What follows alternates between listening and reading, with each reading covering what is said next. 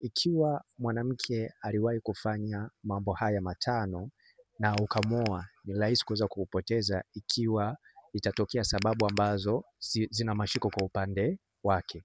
Ni vizuri zaidi kuweza kujua kwamba mwanamke ambaye alisha kufanya mambo haya matano na ukamwoa, kama itatokea sababu ambayo ina mashiko kwa upande wake, ni rahisi kuweza kupoteza, na sio jambo la kushangaza kuweza kusikia kwamba wanawake wamewaua waume zao kwa sababu hizi ambazo nitaweza kuzitaja ambazo zinafanya kuondolea ubinadamu au utu. Kwa hiyo ni muhimu sana kuweza kujua kwamba kama mwanamke alishawahi kufanya mambo haya matano na ukamwoa, ikatokea sababu ambayo ina mashiko kwa upande wake, sio jambo la kushangaza kukutoa uhai wako. Jambo la kwanza kabisa ni kutoa kitumbua chake kwa ajili ya kupata kazi. Kama mwanamke aliwahi kutoa kitumbua chake kwa ajili ya kupata kazi, ina maana yeye ametanguliza maslahi mbele. Kwa hiyo kama itatokea sababu ambayo ina mashiko katika ndoa, ni rahisi kuweza kukupoteza. Na kama aliwahi kuliwa jicho kwa sababu ya kupata pesa, mali ama zawadi au kufungulia biashara, fahamu kabisa kwamba huyo mwanamke ni rahisi kumpoteza kama alishakufanya hicho kitu. Yaani mwanamke kama alikubali kutolewa jicho kwa ajili ya kupata pesa, kwa ajili ya kupata mali, kwa ajili ya kufunguliwa biashara, fahamu kabisa kwamba huyo mwanamke ni rahisi kukupoteza kama kutatokea sababu ambazo zina mashiko kwa upande wake.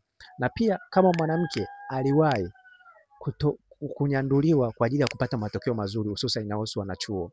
Mwanamke yote ambaye alikubali kuweza kunyanduliwa na lecture kwa ajili ya kupata matokeo mazuri, kama utamuoa na ikatokea sababu ya msingi kwa upande wake, ni rahisi sana kuweza kupoteza, kwa sababu yeye ametanguliza maslahi mbele kuliko utu wala ubinadamu. Na pia jambo la nne, ikiwa mwanamke alishawahi kutoa mimba. Kama mwanamke alishawahi kutoa mimba na ukafunga naye ndoa, fahamu kabisa kwamba huyu mwanamke ni rahisi kuweza kukupoteza kwa sababu anajali maslahi yake. Kwa hiyo kama itatokea sababu ambayo inahusu maslahi yake, ni rahisi kuweza kupoteza.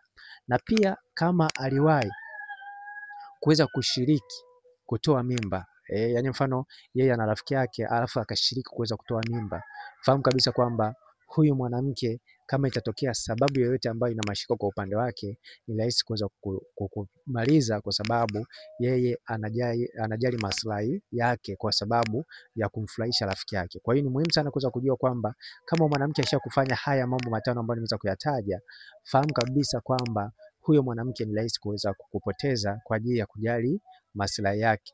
Na nikumbushe kwamba kama unahitaji kuweza kumpata mwanamke sahihi ambaye hajali maslahi yake, hakikisha unapata hiki kitabu. Kitabu hiki kinauzwa shilingi 15,000, na kama utahitaji